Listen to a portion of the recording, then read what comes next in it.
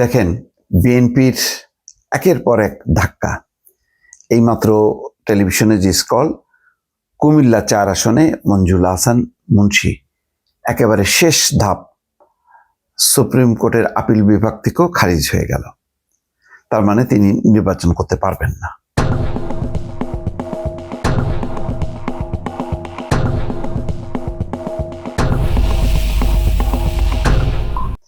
কুমিল্লা ১০ আসনেও নির্বাচন করতে পারবেন না গফুর ভূঁইয়া।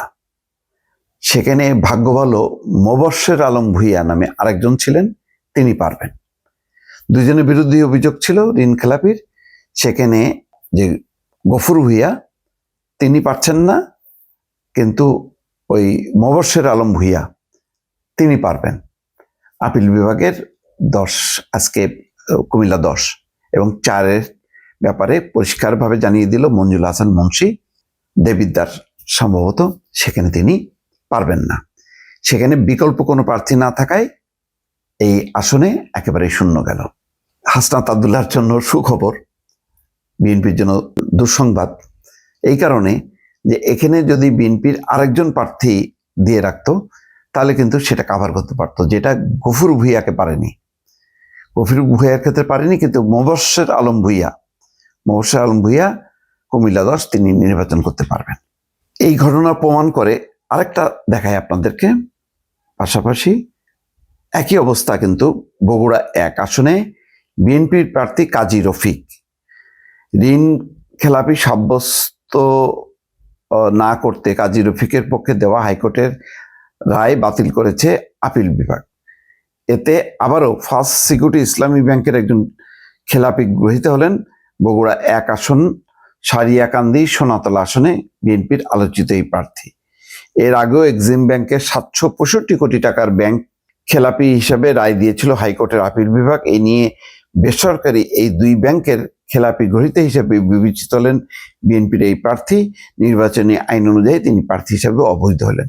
এই আসনে বিএনপির মনোনীত আরেক প্রার্থী থাকলো বগুড়া জেলা বিএনপির সিনিয়র সহসভাপতি AKM আহসানুল তৈয়ব জাকির।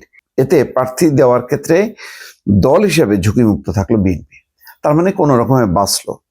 কুমিল্লা ১০ এবং বগুড়া ১ যে বিকল্প প্রার্থীরা মূল প্রার্থী এখন হয়ে গেল।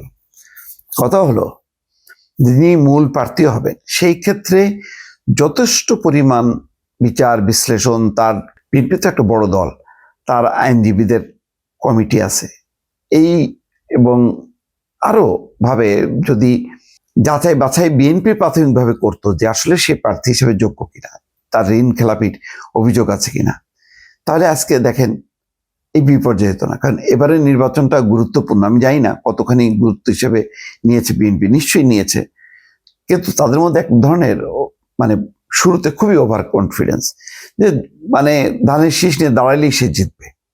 বিষয়টা তো অত সোজা না। এর মধ্যে জামাত দায়ী করে সামনে চলে আসছে, আগে আসছে। এখন দেখেন, একটা আসন খুব গুরুত্বপূর্ণ।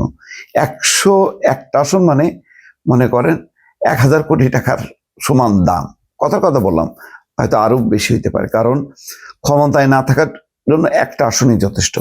সেখানে এই যে ঋণ খেলাপির এই সমস্ত প্রার্থী ছাড়াও তো প্রতিটা আসনে বিএনপির ৪-৫ প্রার্থী আছে। সেই ভালো প্রার্থী নির্বাচন করতে পারত। একটা অনেক আগে প্রার্থী তালিকা দেওয়ার পর দেখা গেল প্রতিক্রিয়া নিয়ে যে আরো অন্য প্রার্থীরা যে যোগ্য কিনা বা তাদের দেওয়া যেত কিনা, এই নিয়ে যাচাই বাছাই করে খুব কম সংখ্যককে বিএনপি নমিনেট করছে। বাকিটা পুরোটা তাদের মতন করেই বহাল রাখছে।